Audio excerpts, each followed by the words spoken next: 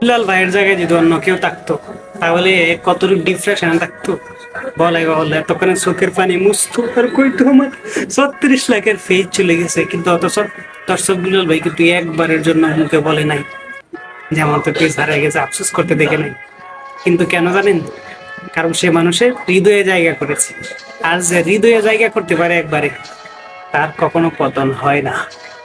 হয়তো বা তসর বিলালের পেজ ফিরে নাও আসতে পারে, আসুক সেটাই চাই। যদি ফিরে নাও আসতে পারে, তারপরেও কিন্তু সে অনলাইন জগৎ থেকে হারিয়ে যাবে না, সে আবার উঠে দাঁড়াতে পারবে। কারণ তাকে সবাই চেনে, সে একজন ভালোবাসা অর্জন করেছে। ভাইয়ের এই ভিডিওটা বারে বারে দেখতেছিলাম আর তার চোখের দিকে একটু তাকাইতেছিলাম। দেখলাম যে উনি কতটুকু ডিপ্রেশনে আছে আর কতটুকু টেনশন করতেছে, তার চোখের দিকে তাকাইলে বোঝা যায়। দেখেন মনে হয় কতদিন ধরে ঘুমায় না। এটাই হচ্ছে একজন কন্টেন্ট ক্রিয়েটার। যদি কন্টেন্ট ক্রিয়েটারের ভালোবাসা, কন্টেন্ট ক্রিয়েটারের ভালো জায়গা, ভালোবাসা, ভালো লাগা সবকিছুই থাকে তার এই ক্রিয়েশনের মধ্যে। সেটাই শেয়ার করে